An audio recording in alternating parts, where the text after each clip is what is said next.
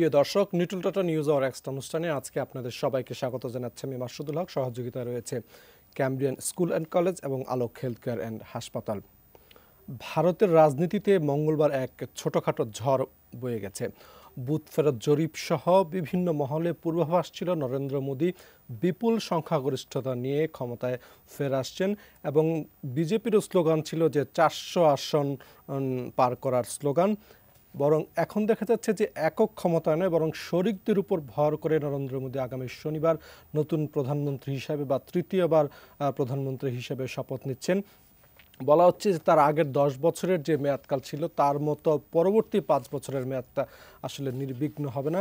এবং পাশাপাশি যে ইন্ডিয়া জোট নির্বাচনে বেশ ভালো ফল করে অনেককেই চমকে দিয়েছে। আমরা আজকে ভারতের নির্বাচন নিয়ে আলোচনা করব। আলোচনা করার জন্য আমাদের সঙ্গে স্টুডিওতে উপস্থিত রয়েছেন সাবেক রাষ্ট্রদূত এম হুমায়ুন কবির এবং রয়েছেন ইউএনবির সম্পাদক ফরিদ হোসেন। দুজনই কর্মজীবনে কিছুদিন কলকাতা এবং দিল্লিতে ছিলেন, সুতরাং সেই অভিজ্ঞতাটাও আমরা ওনাদের কাছ থেকে আমরা জানতে চাইব।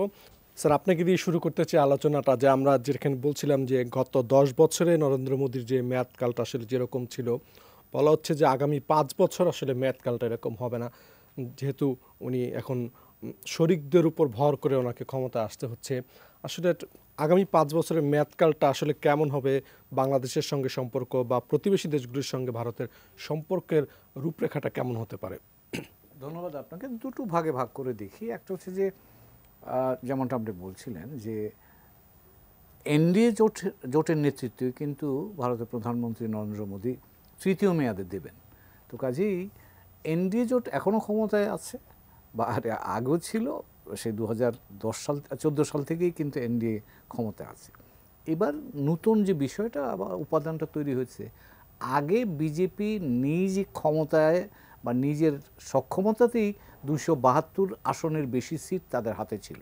ফলে শরিক দলরা থাকলেও সরকারে সিদ্ধান্ত গ্রহণ প্রক্রিয়াটায় তারা কিন্তু বিজেপি নিজের দলের শক্তি নিয়ে সিদ্ধান্ত নিতে পারত এবং সেখানে তাদের অটোনমি, যদি বলি অটোনমি অফ ডিসিশন মেকিং, সেই সুযোগটা তাদের হাতে ছিল। এখন যেটা হবে, যেটা আপাত দৃষ্টিতে মনে হচ্ছে যে এনডিএ শরিক, কিন্তু তাদের মধ্যে যেমন টিডিপি, তেলুগু দেশম পার্টি এবং জেডিইউ নীতিশ কুমারের, এদের সাথে মিলে এখন সরকারটা গঠন করতে হবে। যেহেতু বিজেপির হাতে এখন 240-এর মতো সিট আছে, 272-এ যেতে গেলে তাদের কাছ থেকে সমর্থন নিয়েই তবে 272 জায়গায় পৌঁছতে হবে। সেই কারণেই এখনকার কোয়ালিশনটা হবে functionally more, I would say real sense coalition. আগেরটা রিয়েল সেন্সে ছিল না, মোর নর্মেটিভ। তো কাজে এখানে গত 10 বছর ধরে ভারতের প্রধানমন্ত্রী নরেন্দ্র মোদী এবং বিজেপি সরকার যেভাবে সরকার চালিয়েছে, এখনকার সরকার পরিচালনা পদ্ধতিটা কিন্তু একটু ভিন্নতর হবে। যেমন আগে কনসালটেটিভ প্রসেসটা খুব বেশি সক্রিয় ছিল না, কিন্তু এখন যে কনসালটেটিভ প্রসেসটা হবে এটা অনেক বেশি কার্যকর হতে হবে। তার কারণ হলো, যদি কোনো কারণে এই দুই দল, টিডিপি চন্দ্রবাবু নাইডুর এবং জেডিইউ নীতিশ কুমারের, তারা যদি সমর্থন প্রত্যাহার করে নেয়, তাহলে কিন্তু বিজেপির পক্ষে সরকার গঠন করা বা সরকারে থাকা মুশকিল হয়ে যাবে। এবং ইতিমধ্যেই আমরা কিছুটা আওয়াজ শুনতে পাচ্ছি যে ইন্ডিয়া জোট তারাও কিন্তু তাদের সাথে যোগাযোগ করছে। তো কাজেই এখন বিজেপির জন্য ক্ষমতায় থাকার জন্যে, তার ক্ষমতা থাকা এবং প্রয়োগ করার জায়গাটাতে অনেক বেশি সৃজনশীল হওয়া দরকার এবং রক্ষণশীল হওয়া লাগবে। ইন এ ওয়ে আপনি যেটা বললেন সঠিকভাবেই, যে তাদেরকে অনেক যত্নশীল হতে হবে এই কোয়ালিশনটাকে মেনটেন করার জন্য। এবার যদি আপনি আসেন পররাষ্ট্রনীতির দিকে দেখি, ভারতের প্রধানমন্ত্রী নরেন্দ্র মোদী ক্ষমতায় থাকলে আমার কাছে মনে হয় যে তার গত 10 বছর যদি আমরা তার একটা ক্ষমতা ব্যবহারের বা পররাষ্ট্রনীতি পরিচালনার ধারার দিকে লক্ষ্য করি, তাহলে আমার ধারণা তিনি যেই ধারা বজায় রেখেছেন সেই ধারাই কম বেশ বজায় থাকবে। তবে তিনি যদি নিজের লেগাসিটা এখন তৈরি করতে চান, যে এর পরের বার হয়তো তিনি প্রধানমন্ত্রী থাকবেন না, যদি তিনি প্রধানমন্ত্রী এটাকে শেষ প্রধানমন্ত্রীত্বের সময় বলে ধরে নেন, তাহলে কিন্তু আমার ধারণা এখানে পররাষ্ট্রনীতির ক্ষেত্রে তার কিছু ইতিবাচক জায়গায় অবদান রাখবার সুযোগ তৈরি হতে পারে। যেমন ধরুন, প্রতিবেশীদের সাথে সম্পর্ক 18 সালের নির্বাচনের পর থেকে কিন্তু তিনি বলছেন নেবারহুড ফার্স্ট। তো সেই নেবারহুড ফার্স্ট হলেও বাংলাদেশ ছাড়া অন্য দেশগুলোর সাথে কিন্তু তার সম্পর্কের ব্যাপারটায় নেবারহুড ফার্স্টটা খুব ইতিবাচকভাবে অবদান রাখতে পেরেছে বা কার্যকরভাবে টানাপোড়েন চলছে, টানাপোড়েন আছে। তো সেই ক্ষেত্রে এখন তিনি যদি লেগাসি ক্রিয়েট করতে চান বা তিনি যদি একজন ইতিবাচক নেতা হিসাবে নিজেকে তার লেগাসিটা তৈরি করতে চান, সেক্ষেত্রে তিনি এখানে পরিবর্তন আনতে পারেন। চীনের সাথে সম্পর্কের জায়গাটাও কিন্তু এখানেও কিন্তু তার একটা লেগাসি তৈরির সুযোগ আছে, কারণ তিনি কিন্তু ভারতীয় রাজনৈতিক নেতৃবৃন্দের মধ্যে সবচাইতে বেশিবার চীনে সফর করেছেন এবং চীনকে কিন্তু তিনি মডেল হিসেবে নিয়েছিলেন। গুজরাট মডেল যেটা বলা হয়, এটা প্রকারান্তরে কিন্তু চীনা মডেলই। কাজেই তিনি কিন্তু চীনের সাথে তার সম্পর্ক অনেক গভীর, এবং সেই জায়গাটায় যদি চীনের সাথে সম্পর্কটাকে এখন যেভাবে প্রতিদ্বন্দ্বিতামূলক আছে, প্রতিদ্বন্দ্বিতা থাকবে, কিন্তু সেটাকে সহযোগিতামূলক প্রতিদ্বন্দ্বিতা সে জায়গায় যদি তিনি নিয়ে যেতে পারেন, তাহলে আমার ধারণা ভারত চীন সম্পর্কটা যদি স্বাভাবিক হয়, তাহলে সেটা শুধু ভারত চীন দু দেশের জন্য লাভজনক হবে তা নয়, এই দক্ষিণ এশীয় অন্যান্য দেশগুলোর জন্য এটা ইতিবাচক প্রভাব। মালদ্বীপের সঙ্গে তো সম্পর্কে একটু টানাপোড়েন, এবং সেই টানাপোড়েনের কারণটাই হচ্ছে চীনের সাথে ভারতের সম্পর্কের আলোকেই কিন্তু সেই টানাপোড়েনটা তৈরি হয়। কাজে যদি সম্পর্ক চীনের সাথে ভারতের স্বাভাবিক হয় এবং সেই সম্পর্কটা যদি অর্থনীতির উপর ভিত্তি করে তৈরি হয়, কারণ অর্থনৈতিক সহযোগিতা কিন্তু আমরা মিউচুয়ালি কমপ্লিমেন্টারি বা একে অপরের সম্পর্ক হিসেবে কাজ করতে পারি।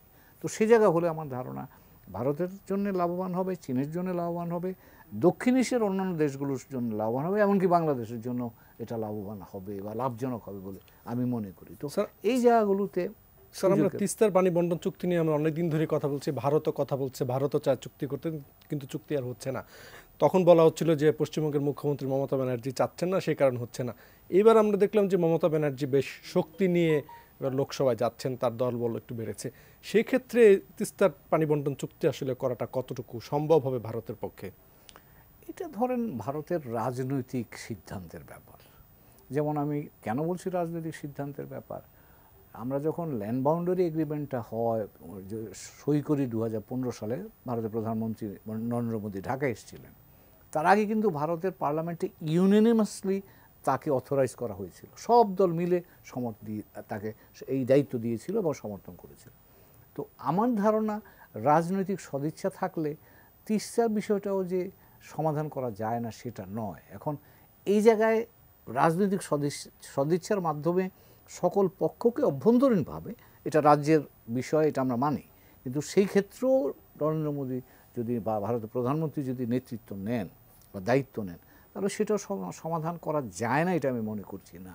এবং সেটা যদি হয়, তাহলে বাংলাদেশের মানুষের ক্ষেত্রে বা বাংলাদেশের ক্ষেত্রেও আমি মনে করি ভারত সম্পর্কে যেটুকু ধারণার ব্যত্যয় আছে বা গ্যাপ আছে, সেটা হয়তো পূরণ করা যেতে পারে বলে আমার ধারণা। স্যার, গঙ্গার পানি বন্টন চুক্তি যেটা, সেটা তো 30 বছর মেয়াদে, 28 বছর চলছে, আর 2 বছর আছে, তাহলে সেটাও তো আমাদের নতুন করে করা লাগবে আমার তাই ধারণা। এবং সেটা ধরেন মাননীয় প্রধানমন্ত্রী যাবেন, সামনে তো ভারত সফরের শিডিউল অলরেডি অ্যানাউন্স করা আছে, তো সেখানে গেলে আমার ধারণা এটা অন্যতম প্রধান একটা বিষয় হবে, কারণ আমাদের 54টা নদী আমাদের দুই দেশের উপর দিয়ে যাচ্ছে, তার মধ্যে একটা শুধুমাত্র গঙ্গা চুক্তি তো আমরা করেছিলাম দীর্ঘমেয়াদে, সেটাও শেষ হয়ে আসছে। কাজে এটা পরবর্তী ধাপ কী চেহারা নেবে বা কীরকম হবে সেটা নিয়ে আলাপ আলোচনা হবে। আমরা এনার্জি নেপাল এবং ভুটান থেকে বিদ্যুৎ আমদানির জন্য চেষ্টা করছি অনেক দিন ধরে, সেখানেও ভারতের একটা ইতিবাচক ভূমিকার সুযোগ আছে। আমরা জলবায়ু সংক্রান্ত বিষয়গুলো নিয়ে তো জেরবার হচ্ছি, এখানেও যৌথভাবে আমাদের কাজ করার সুযোগ আছে। ব্যবসা বাণিজ্যের ব্যাপার, সেপা নিয়ে কথাবার্তা হতে পারে। এখন সেপাটা আমরা যতই অর্থনৈতিক বিষয়টা বলি, সেখানে ভারত লাভটা বেশি পাচ্ছে। এখন সেই লাভটাকে সুষম কীভাবে করা যায়, বাংলাদেশ কীভাবে লাভবান হতে পারে, সেই জায়গাগুলো নিয়ে আলাপ আলোচনার সুযোগ আছে বলে আমি মনে করি। জি, আমরা ফরিদ ভাইয়ের কাছে একটু যেতে চাই যে ফরিদ ভাই, মানে নরেন্দ্র মোদীর তো অনেকগুলো অঙ্গীকার ছিল, যেরকম ছিল বলা হচ্ছিল যে নাগরিকত্ব সংশোধনী আইনটা উনি কার্যকর করবেন, এক দেশ এক ভোট এবং অভিন্ন দেওয়ানি বিধি, এরকম কিছু আইন তিনি আসলে কার্যকর করার তার একটা অঙ্গীকার ছিল। এখন এই দায়িত্ব নেওয়ার পরে যেহেতু জোট ওনার সঙ্গী, সেক্ষেত্রে এগুলি কার্যকরের ক্ষেত্রে উনি বাধাগ্রস্ত হবেন কিনা? না, সেটা তো নিঃসন্দেহেই হবে। আপনি দেখুন, এবারে তাদের স্লোগান ছিল নরেন্দ্র মোদীর যে আপকি বার 400 পার। তো 400টা পাওয়া তাদের দরকার ছিল, চিন্তাটা করেছিল এটা যে তাহলে পরে সংবিধানের সংশোধনীগুলো তিনি করতে পারবেন যেমন করে, সেটা তো আর হলো না। এখানে নির্বাচনটাকে এভাবেই দেখা হচ্ছে যে যতটা না নরেন্দ্র মোদীর নির্বাচন, এবার একটু অন্যভাবে বলা হচ্ছে যে এটা রাহুল গান্ধীর নির্বাচন বা ইন্ডিয়া জোট তাদের নির্বাচন। এটা কারণটা হচ্ছে এই যে দেখুন, একেবারে সর্বশেষ যে বুথ ফেরত জরিপগুলোও আসছিল, নির্বাচনের আগেও যেসব জরিপ করা হয়েছিল, কংগ্রেসকে, রাহুল গান্ধীকে এবং ইন্ডিয়া জোটকে কোনো রকমেরই কোনো যে ধারে কাছেও আসতে পারবে মোদির, এটা চিন্তা করেনি কেউ। তো যাকেই জিজ্ঞেস করা হতো যে মোদি আসবে, এবার আরও বেশি ভোটে আসবে। এবং এমনকি আমি যখন ভারতীয় দিল্লির বেশ কিছু আমার সাংবাদিক বন্ধুদের সাথেও আলাপ করেছি, তারা নির্বাচনের শুরুতে এই 7 পর্যায়ে নির্বাচনের তাদের ধারণা ছিল যে মোদি যা চাচ্ছে তাই হচ্ছে, কিন্তু মাঝামাঝি এসে তারা আবার বলতে শুরু করলো যে ব্যাপারটা সেরকম হচ্ছে না, কিছু একটা কোথাও অন্যরকম হওয়ার একটা আভাস পাচ্ছে। দেখুন, মোদি ক্ষমতায় এসে অনেক কিছু করেছে। তার 2014-তে তিনি একাই, তার দল একাই সরকার গঠন করতে পারতেন, কিন্তু তার সঙ্গে এনডিএ, তার অন্যান্য অ্যালায়েন্সরা ছিল। 2019-এ তিনি আরও বেশি সিট পেয়েছে, বিজেপি 303, এবং অন্য কারোরই কিন্তু কোনো প্রয়োজন ছিল না। একটা জিনিস এখানে বলা হচ্ছে যে মোদি যেই ধরনের লোক, যেই মেজাজের লোক, যেই মানে স্টাইলে তিনি চলাফেরা করেন, এই ধরনের ক্যারিসমেটিক নেতারা যেই ধরনের হয়ে থাকে, সেই জায়গাটায় একটা ধাক্কা খেল। কারণ তিনি এখন শুধু নিজের যেই পরিকল্পনা, বিজেপির যে পরিকল্পনা বা তার দলের পরিকল্পনা, সেটা বাস্তবায়ন করতে পারবেন না। মোদি আমরা জানি যে যেমন ধরুন মোদি কখনোই, এখন কিন্তু ভারত আবার কোয়ালিশন ইয়ার্সের দিকে চলে আসলো। এই মোদির 10 বছরের একটা ব্যাপার ছিল যে একটা খুব স্থায়ী সরকার, স্থিতিশীলতা, কোনো ধরনের সরকারের পতন ঘটবে, পার্লামেন্টে নো কনফিডেন্স হবে ইত্যাদি ব্যাপার ছিল না। কিন্তু এখন আবার সেটা চলে এলো এবং ভারত আপনি দেখুন যে অনেক দিন একটা পর্যায়ে গিয়েছে যে কী বলে, জোট সরকার হিসেবে চলছে, কোয়ালিশন হিসেবে চলছে। সেখানে তাদের স্থিতিশীলতা নিয়ে সমস্যা ছিল, আবার ভারত সেই অবস্থাতেই ফিরে এলো। এখন দেখুন, আপনি যেটা বলছিলেন বাস্তবায়নের দিক থেকে, মোদির বাস্তবায়নের দিক থেকে তাদের যেটা কথা ছিল যে বলা হচ্ছিল, তারা হয়তো সেভাবে ঘোষণা, কিন্তু তাদের ইচ্ছাটা ছিল যে এটাকে একটা হিন্দু রিপাবলিক হিসাবে ঘোষণা দেওয়া। এবং আপনি দেখবেন যে G20 যে বৈঠক হচ্ছিল, সেখানে কিন্তু ইন্ডিয়া না বলে সেখানে ভারত কথাটা কোনো জায়গায় তারা ব্যবহার করেছে। আর তারপর আরেকটা দিক ছিল যেটা যে ইউনিফর্ম সিভিল কোড, সেটা একটা বড় ব্যাপার ছিল যে সবার জন্য, মুসলমানদের জন্য আলাদা যে আইন এখন আছে, শরিয়া আইন, সেটা থাকবে না, হিন্দু মুসলিম সব ধর্মের জন্য একটা আইন তারা করতে চেয়েছিল। এটা একটা তার লক্ষ্য ছিল। আপনারা তো বললেনই যে ওয়ান নেশন ওয়ান ইলেকশন, সেটা বহুদিন থেকেই তাদের চিন্তার মধ্যে ছিল। এই জিনিসগুলো এখন আর করতে পারবে না। কিন্তু বড় যেটা হচ্ছে যে আমি যেটার দিকে যাচ্ছি একটু অন্য দিকটাতে, যে মোদির যে মেজাজ, মোদি যেভাবে রাষ্ট্র পরিচালনা করেছে, যেমন গুজরাটে যখন তিনি ছিলেন চিফ মুখ্যমন্ত্রী, তাকে কিন্তু কোনো অপোজিশনের সাথে, কোনো কোয়ালিশনের সাথে মানে ওঠা বসা করতে হয় না, শরিক দল করতে হয়। তার নিজের বিজেপি একক সংখ্যাগরিষ্ঠ ছিল এবং তারা সেই হিসাবে সরকার পরিচালনা করতে পেরেছে। 2014-তেও তাদের দিকে কোনো মানে তাদের কথা শুনেছেন তিনি, কিন্তু যে তারা তাকে যে বাধ্য করবে কোনো কিছু করতে, সেই জিনিসটা হয়নি। আবার ধরুন 2019-এও কিন্তু সেটা আরও বেশি তার শক্তি হয়েছে। এখানে কী হবে, এখন দেখুন ভারতীয় সংসদের সংবিধান অনুযায়ী আপনার এখন ডেপুটি স্পিকারের পদটা লোকসভার এখন কিন্তু ইন্ডিয়া জোটকে দিতে হবে। আর পার্লামেন্টারি স্ট্যান্ডিং কমিটিগুলোর অর্ধেক পার্লামেন্টারি স্ট্যান্ডিং কমিটির চেয়ারম্যান সেগুলো বিরোধী দলের দিকে দিতে হবে। এখন এতদিন পর্যন্ত কিন্তু মোদি, আমি দিল্লিতে থাকা অবস্থায়ও দেখেছি তার 2016-র পরে 2019-এর পরেও কিছু, সেটা হচ্ছে যে ড্যাম কেয়ার, উনি কারো কথাও শোনেন না। তিনি পার্লামেন্টে তিনি যা ভাবেন তাই করেন, তিনি যখন কথা বলবেন তখন কথা বলবেন, যখন বলবেন না। মানে তার মধ্যে একটা মেজাজটাই ছিল এরকম যে যেটা তিনি এই নির্বাচনের সময় বলেও ফেলেছেন যে তিনি হচ্ছেন অবতার, এবং তিনি ব্যবহারও করতে শুরু করেছিলেন অবতারের মতো। তো সেখানে একটা প্রচণ্ড ধাক্কা খেল মোদি।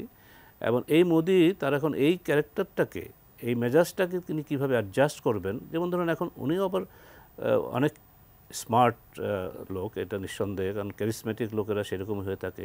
নির্বাচনের ফলাফলে যখন দেখা গেল যে তামিলনাড়ুতে চন্দ্রবাবু নাইডুর তেলেগু দেশাম পার্টি জিতে যাচ্ছে, তখনই তিনি ফোন করে ফেললেন চন্দ্রবাবু নাইডুকে, কারণ তার এনডিএরই জোটেরই অংশ, যে তোমার মানে যে সরকার গঠনের সময় ইনগ্রেশন আমি চলে আসব। অথচ মোদি কিন্তু নিজে চিন্তা করেছিলেন ওই দিনটাতে তার সরকার গঠনের ব্যাপারটা করবেন, কিন্তু সেটাকে হয়তো তিনি চন্দ্রবাবু নাইডুকে তার এখন অনেক প্রয়োজন। কাজে এই ফ্লেক্সিবিলিটি এই যে ধরনের লোকদের থাকে, কিন্তু সেটা নীতিশের সঙ্গে কিন্তু এখানে একটা প্রবলেম আছে। যেমন ধরুন যে নীতিশ কুমার কিন্তু শুরুতে এই ইন্ডিয়া জোটের সঙ্গেই ছিলেন। ইন্ডিয়া জোট যখন করা হয় তখন কিন্তু নীতিশ কুমারের কিন্তু এর সঙ্গে প্রথম বৈঠকটা তো বিহারেই হয়েছিল, বিহার হয়েছে। তো হঠাৎ আবার উনি অন্য পথে চলে গেছেন তার সুবিধা অসুবিধা। নীতিশ কুমারকেও কিন্তু খুব একটা স্টেডি পারসন না, মানে তার অবশ্য তারা তাদের মতো করে কাজ করে। যেমন সে মনে করছে বিহারের সার্থক যে বেশি দেখতে পারবে, উন্নয়ন যারা করতে পারবে, সে হয়তো ভাবছে মোদির সঙ্গে থাকলেই তার ভালো। On the other hand Chandrababu Naidu কিন্তু দীর্ঘদিন ভারতের রাজনীতিতে আছেন, এবং তারও মানে এরকম যে আপনি যে নির্ভরশীলতা, এটা নিয়ে সমস্যা আছে। আবার কদিন আগে, বেশি দিন আগে না, এই নির্বাচনের কয়েক মাস আগে তিনি আবার দুর্নীতি দায়ে জেলও খেটে এসেছেন 2 মাসের। তো এদেরকে নিয়েই এখন মোদিকে কাজ করতে হবে, তাদেরকে গুরুত্ব দিতে হবে। এই যে মানে তাদের হাতে যে 55টা মতো আসন আছে যারা তার দলের বাইরে, তাদেরকে সে খুব পাত্তা দিতে হবে, তাদের কথা শুনতে হবে। আরেকটা হচ্ছে তার মন্ত্রণালয়ও, মন্ত্রিসভা মানে ব্যাপারেও তাদেরকে আরও অনেক বেশি ভালো ভালো মন্ত্রণালয় দিতে হবে। সেদিক থেকে যে মোদি মানে 2019-এর মোদি ছিল, সেটা নরেন্দ্র মোদি, সেই মোদি তিনি থাকবেন না। আরেকটা হচ্ছে যে এখানে আমি একটা বলি, যেহেতু আমি সাংবাদিক, ভারতীয় গণমাধ্যম বিশেষত টেলিভিশনগুলো এরা মোটামুটি সবটাই হচ্ছে গিয়ে মোদি বন্দনাতেই ব্যস্ত। তারাও কি আচরণ করে এটাও আমাদের দেখতে হবে, যে তাদের এখন কোন ধরনের। কারণ তারা কিন্তু মোদি যেমন রাহুল গান্ধীকে পাপ্পু বলতো, এই ভারতের টেলিভিশনগুলোও তাকে পাপ্পু বলতেই অভ্যস্ত, যে রাহুল গান্ধীর কোনো ভবিষ্যৎ নাই, রাহুল গান্ধী আর আসতে পারবে না, তার বোন প্রিয়াঙ্কা গান্ধী, তারও কোনো ভবিষ্যৎ নাই।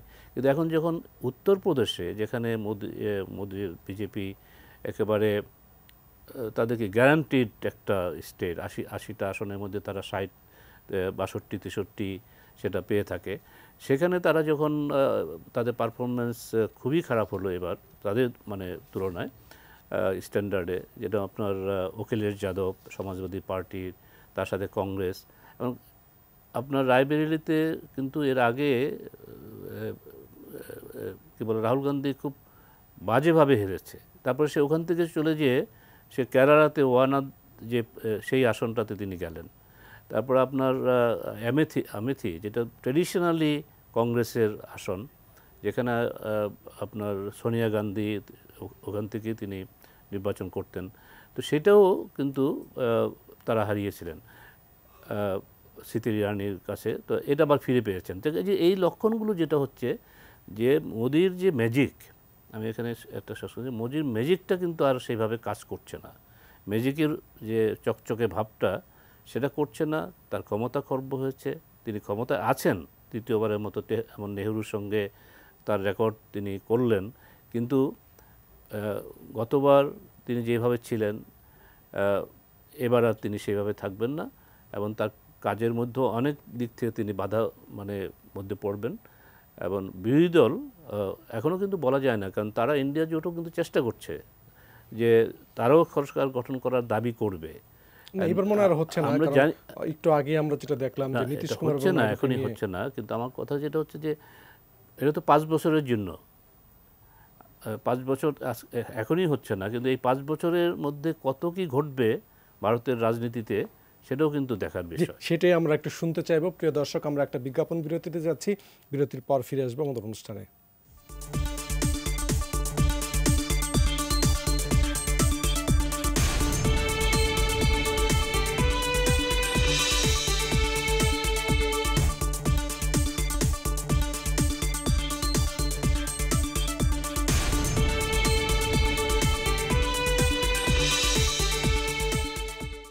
প্রিয় দর্শক, বিজ্ঞাপন বিরতির পর আমরা আবারও ফিরে এলাম লিটল টাটা নিউজ আর এক্সট্রা অনুষ্ঠানে। স্যার, আপনার কাছে যেতে চাই যে নির্বাচনের সময় বা নির্বাচনের আগে বিভিন্ন রাজনৈতিক দল অভিযোগ জানাচ্ছিল যে নির্বাচন কমিশনের বিরুদ্ধে বা তাদের কাছেও জানাচ্ছিল, কিন্তু কালকে রেজাল্ট হয়ে যাওয়ার পরে আমরা আসলে নিউজে দেখলাম যে কোথাও কেউ কিন্তু নির্বাচন কমিশনের বিরুদ্ধে কোনো অভিযোগ নাই। ভারতের নির্বাচন থেকে আসলে আমাদের কি শিক্ষা নেওয়ার আছে? কঠিন প্রশ্ন, দেখি জবাব দেওয়া যায় কিনা। সেটা হচ্ছে যে জনগণের উপর বিশ্বাস রাখলে জনগণ সঠিক সময়ে সঠিক সিদ্ধান্তটা দেয়, এটা কিন্তু একটা শিক্ষা আমরা নিতে পারি। আর দ্বিতীয় শিক্ষা যেটা নিতে পারি যে হ্যাঁ, ভারতে নির্বাচন কমিশনের গঠন, নির্বাচন কমিশনের ভূমিকা, একটু আগে ফরিদ ভাই যেটা বললেন মিডিয়ার ভূমিকা, এগুলো নিয়ে কিন্তু নির্বাচন প্রক্রিয়ার সময় 7 ধাপে নির্বাচন হয়েছে, তো এগুলো নিয়ে কিন্তু আলাপ আলোচনা হয়েছে। কিন্তু জনগণ যখন সুযোগ পেয়েছে, জনগণ তার মতামতটা খুব সহজভাবে এবং সুদৃঢ়ভাবে সেটা প্রকাশ করেছে। আমার ধারণা এই জনগণের মতের সামনে নির্বাচন কমিশনের ইচ্ছা অনিচ্ছা খুব একটা ম্যাটার করেনি। যা প্রত্যাশিত, যা হওয়ার কথা, নির্বাচন কমিশন সেটা হতে দিয়েছে এবং তার ফলেই আমার ধারণা এই ফলাফলটা এসছে। তো কাজেই আমাকে যদি জিজ্ঞেস করেন, বাংলাদেশের প্রেক্ষাপটও থেকে একই জিনিস খাটে। এই দেশে আমরা যখন সঠিক সিদ্ধান্তের জন্যে চ্যালেঞ্জের মুখে পড়েছি, তখন জনগণই আমাদেরকে উদ্ধার করেছে। এটা 71 সালেও করেছে, অন্যান্য আরও পরে করেছে। এখনও আমি মনে করি যে এই দেশের যদি সত্যিকার অর্থে কখনো সিদ্ধান্তের প্রয়োজন হয়, জনগণের উপরে আস্থা রাখতে হবে। এবং সেটা আমাদের ঐতিহাসিকভাবে আমাদের অভিজ্ঞতা সেটা বলে, আপনি গণতান্ত্রিক প্রক্রিয়া রাখতে গেলেও জনগণের উপরে আস্থা রাখতে হবে। এবং এটাকে ম্যানিপুলেট করে যে খুব বেশি দিন টেকা যায় না, সেটা কিন্তু ইন্দিরা গান্ধীর সময় আমরা দেখেছি। সেটাই গত পরশুর নির্বাচনে, ভারতের নির্বাচনের মধ্য দিয়েও কিন্তু সেটাই প্রকাশিত হয়েছে যে আপনি জনগণ যতই সিস্টেম ম্যানিপুলেট করেন, শেষ বিচারে সিদ্ধান্ত নেওয়ার মালিক জনগণ, এবং তাদের সিদ্ধান্তটাই চূড়ান্ত সিদ্ধান্ত। তো কাজেই আমি মনে করি আমরা যদি গণতন্ত্রে বিশ্বাস করি, গণতান্ত্রিক প্রক্রিয়া, এবং বাংলাদেশ কিন্তু আমরা গণতন্ত্র শুধুমাত্র চাওয়ার জন্য গণতন্ত্র নয়, বাংলাদেশটা একটা ইগালিটেরিয়ান সোসাইটি, সমাজ নির্ভর দেশ। এখানে জনগণের শক্তির উপরই কিন্তু আমাদের চলতে হয় এবং হবেও। তো কাজেই তাদের কাছ থেকে তাদের সিদ্ধান্তের উপর চলাটাই আমি মনে করি সর্বোত্তম ব্যবস্থা, এবং গণতন্ত্র সেই কথাই বলে। স্যার, আপনি কলকাতায় যেহেতু বাংলাদেশের উপদূতাবাসের ডেপুটি হাই কমিশনার ছিলেন, একটু পশ্চিমবঙ্গ নিয়ে একটা প্রশ্ন, যে মানে পশ্চিমবঙ্গে বিভিন্ন জায়গায় আলোচনা হচ্ছিল যে এবার তৃণমূল কংগ্রেস অনেক কম আসন পাবে, বিজেপি হয়তো বেশ বড় আসন পাবে, এবং জরিপেও কিন্তু সেটাই বলছিল। কিন্তু দেখা গেল যে সব কিছুকে মিথ্যা প্রমাণ করে মমতা ব্যানার্জি পশ্চিমবঙ্গে সবচেয়ে বেশি আসন পেয়েছেন। এইটার আসলে কারণটা কি? দুটো বিষয় আমার কাছে মনে হয়। সেটা হচ্ছে যে মমতা ব্যানার্জি পশ্চিমবঙ্গ এবং দিল্লি বা কলকাতা দিল্লি এই বিষয়টাকে তিনি কিন্তু সেটা তার আগে সিপিআইএম বহুকাল ধরে করেছে, মমতা ব্যানার্জিও সেই রাজনীতিটাই করছেন। অর্থাৎ আমরা কলকাতার মানুষ, আমরা দিল্লি আমাদের উপর এসে চেপে বসবে, দিল্লির সংস্কৃতি আমাদের উপর আসবে, এটা কিন্তু কলকাতার বা পশ্চিমবঙ্গের মানুষ পছন্দ করে না। সেটা আগেও করেনি, এখনও করছে না। এখন দ্বিতীয় যে জায়গাটা হচ্ছে ধর্মভিত্তিক রাজনীতি, কারণ বিজেপি তো ধর্মকে ভিত্তি করেই তারা রাজনীতিটা করার চেষ্টা করেছিল। সেটা কিন্তু পশ্চিমবঙ্গের জনগণ আমার ধারণা স্বাভাবিকভাবে সেই জিনিসটাকে পছন্দ করেনি। এবং সেটা পশ্চিমবঙ্গ কেন, আপনি ফয়জাবাদ যেখানে রাম মন্দির তৈরি হয়েছে সেখানকার মানুষও তো সেই রাজনীতি গ্রহণ করেনি, সেখানে বিজেপির প্রার্থী উত্তরপ্রদেশের মানুষ সেই রাজনীতি গ্রহণ করেনি। তো কাজেই আমার ধারণা পশ্চিমবঙ্গের মানুষ তাদের নিজস্ব আইডেন্টিটি সম্পর্কে সচেতন, এবং মমতা ব্যানার্জি সেই কথাটাই স্মরণ করিয়ে দিয়েছেন, মানুষ সেটাকে গ্রহণ করেছে। দ্বিতীয় হচ্ছে অতি সাম্প্রদায়িকতা ভিত্তিক যে রাজনীতি যেটা বিজেপি করার চেষ্টা করেছিল, সেটাও মানুষ গ্রহণ করেনি, এবং সেই কারণেই এবার তৃণমূল কংগ্রেস গতবারের চেয়ে বেশি ভালো ফলাফল করেছে। জি ফরিদ, আপনার কাছে আসবে একটা ব্রেক নিয়ে। প্রিয় দর্শক, আমরা একটা বিজ্ঞাপন বিরতিতে যাচ্ছি, বিরতির পর ফিরে আসছে আমাদের অনুষ্ঠানে।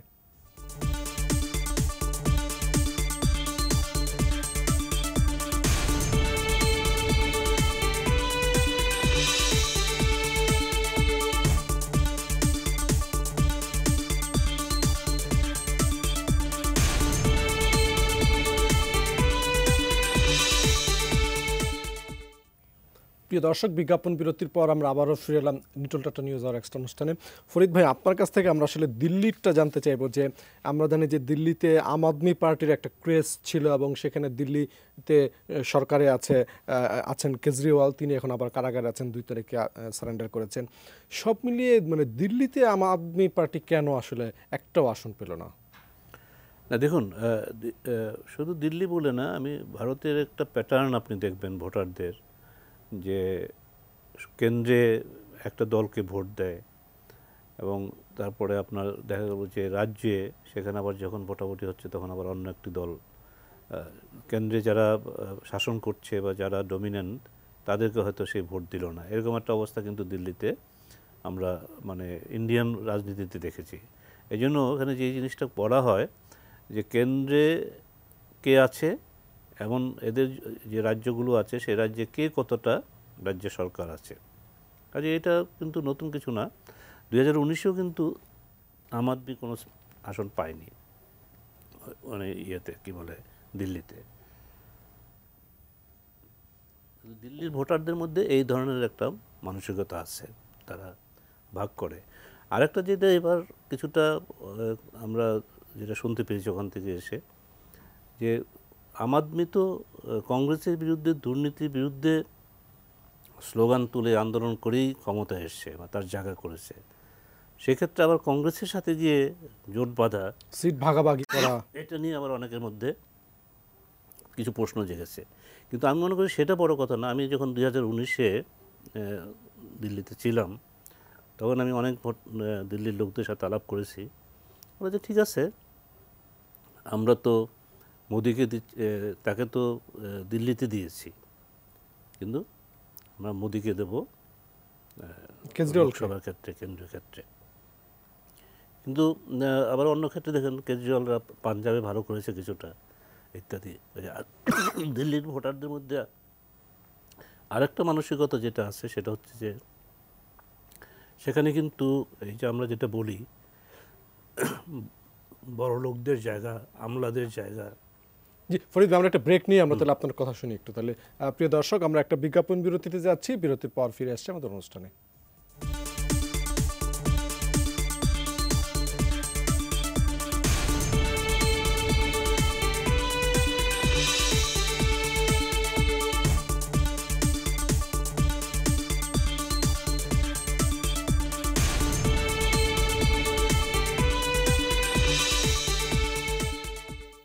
প্রিয় দর্শক, বিজ্ঞাপন বিরতির পর আমরা আবারও ফিরে এলাম Nitol Tata news hour extra অনুষ্ঠানে। ফরিদ ভাই, আপনার কাছে আবার যেতে চাই যে আমরা যেটা আলাপটা শুরু করেছিলাম যে দিল্লিতে আমরা আম আদমি পার্টির একটা ক্রেজ আমরা দেখতে পেয়েছিলাম, তারপরে দেখলাম যে এইবারে নির্বাচনে আসলে আম আদমি পার্টির দিল্লিতে কোনো আসনই পায় না, 7টার কোনোটাই পায় না, বিজেপি পেয়েছে। কেন?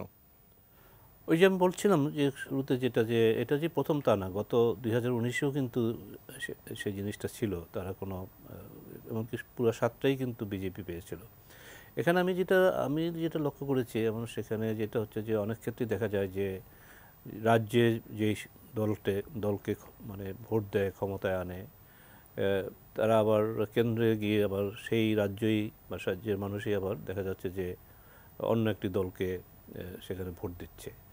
এটা ওরা যেটা বলে যে ভারতের ইলেকটোরেটরা, যারা ভোটার, তারা মানে দীর্ঘদিন থেকে মানে তারা ভোট দিতে তাদের মধ্যে যে অভিজ্ঞতার ব্যাপারটা, সেটা হচ্ছে কাউকে একচ্ছত্র ক্ষমতা দিতে চায় না।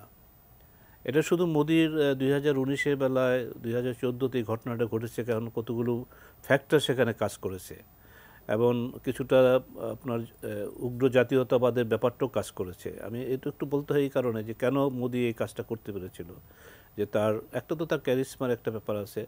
2014-তে কিন্তু এর আগের যে মনমোহন সিংয়ের কোয়ালিশন সরকার, কংগ্রেসের নেতৃত্বাধীন, অনেকটাই মানে দুর্নীতির চতুর্দিক থেকে তাদের বিরুদ্ধে দুর্নীতির অভিযোগ আসতে শুরু করলো, দুর্নীতির ঘটনা শুরু হলো। তখন এটাকে ধরেই স্লোগান দিয়েই মোদি কিন্তু সেখানে সামনে এলো এবং সেটা কাজ করেছে তার পক্ষে। কিন্তু তখন তারা যে আসন পেয়েছে সব মিলিয়ে সেটা একটা বড় ধরনের চমক। কিন্তু 2019-এর ব্যাপারে এসে কিন্তু আবার অন্য একটা ঘটনা ঘটলো। সেখানে তারা এই পাকিস্তানের সঙ্গে একটা মানে উন্মাদনা, পাকিস্তান বিরোধী একটা উন্মাদনা, সার্জিক্যাল স্ট্রাইক নিয়ে সেটা ওই যে সার্জিক্যাল স্ট্রাইকটা করলো কখন, যখন সার্জিক্যাল এর আগে পুলওয়ামা ঘটনা ঘটলো।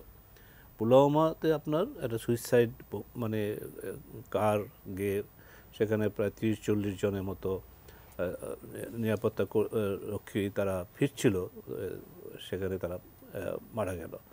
এখানেও কিন্তু এগুলোকে পরবর্তীতে তখন যে কাশ্মীরের গভর্নর ছিল তিনিও বিজেপির ভাইস প্রেসিডেন্ট ছিলেন, তার নামটা এখন মনে করতে পারছি না, হ্যাঁ মালিক, তিনিও কিন্তু পরে এই অনেক কিছু বলেছেন যে কিভাবে মোদিকে তিনি বললেন, মোদি এটা চুপ থাকতে বললেন, সত্যরঞ্জন মালিক এরকম একটা নাম মনে হয়। তো সেখানে কিছুটা মানে কথাবার্তা বলা হয়েছে যে এটাও বোধহয় এই নির্বাচনের আগে এই ধরনের ঘটনাটা তো হয়তো কোনো একটা ষড়যন্ত্রের অংশ ছিল, যদিও ভারতের কেউ কোনো রাজনৈতিক দলও এগুলো পরিষ্কার বলতে পারতো না, কারণ এই যে উন্মাদনা তৈরি হয়ে গেছে, কারণ একটা ন্যারেটিভ দেওয়া হয়েছে যে পাকিস্তান থেকে এই সন্ত্রাসীরা আসে এবং পাকিস্তান বিরোধী যে একটা তীব্র উগ্র জাতীয়তাবাদী মনোভাব সেই সময়গুলোতে এখনও আছে সেটা, এবং সেটার থেকে কিন্তু এই যে ওখানে যে মুসলমানদের সম্পর্কে যে বিজেপি বা আরএসএস তারা যেই ন্যারেটিভগুলো দিয়ে যাচ্ছে, সেটা কিন্তু ওই কারণ থেকে, ওইটার থেকে তারা এক্সপ্লয়েট করতে চাচ্ছে যে এখানে ভোটের ক্ষেত্রে তারা মূলত সেখানে অনেক সময়তে বলা হয় যে দ্বিতীয় শ্রেণীর নাগরিক হিসেবে, যেমন আমরা যখন যে সময়টাতে দেখেছি যে গরু, এখন গরু তাদের দেবতা, কিন্তু এই গরুকে কেন্দ্র করে যখন এটা মোদি যখন 2019-এ বিশেষত অনেক ঘটনা ঘটেছে যে গরুর মাংস না, হয়তো মহিষের মাংস নিয়ে যাচ্ছে, কিন্তু এই হিন্দু মহাসভা তারপরে অন্যান্য তাদের যে সব ফ্রেন্ডস গ্রুপগুলো আছে তারা এদের তুমি নিয়ে যাচ্ছ গরুর মাংস, হ্যাঁ, তাকে ধরে পিটিয়ে মেরে ফেলেছে, এরকম ঘটনা হয়েছে। তো এইভাবে সে পার পেয়ে গেছে। কিন্তু ভারতের জনগণ যে কথাটা হুমায়ুনবাবু বলছিলেন যে তারা কিন্তু বললাম যে দীর্ঘদিনের এই তাদের নিজেদের গণতান্ত্রিক চর্চার করার ফলে তাদের মধ্যে একটা অভিজ্ঞতা আছে, তারা সব দেশেরই আছে, কিন্তু তারা একটা জিনিস একটা পর্যায়ে এসে দেখলো যে মোদি বা বিজেপি বা এরা অনেক কি বলে যে এমনভাবে চলে যাচ্ছে যে ভারতের চরিত্রটাই পাল্টে দিচ্ছে, যে কারণে রাহুল গান্ধী জোড়ো ইন্ডিয়া যে তার মার্চ ভারতব্যাপী, যে রাহুল গান্ধীরা কি বলছে যে আমাদের এই সংবিধানকে রক্ষা করতে হবে, ভারতের যে অসাম্প্রদায়িক চরিত্র, তার যে গণতান্ত্রিক উদারতা, সেটাকে রক্ষা করতে হবে। যদিও সেটার সঙ্গে এবার দেখুন এই কথাটা এখানে আলোচনা হয়েছে, হুমায়ুন ভাই আলোচনা করেছে যে রাম মন্দিরকে দিয়ে তারা এই নির্বাচনী বৈতরণী পার হতে চেয়েছিল, কিন্তু সেটার ভারতের জনগণ নেয়নি। এমনকি ফাইজাবাদ উত্তরপ্রদেশের যে একেবারে কেন্দ্র, যেখানে রাম মন্দির অযোধ্যা, সেখানেও কিন্তু মোদির দল হেরেছে। কাজেই ভারতের মানুষ তাকে দিয়েছে, একেবারে ঢেলে দিয়েছে তাদের 2014 এবং 2019-এ তো আরও বেশি।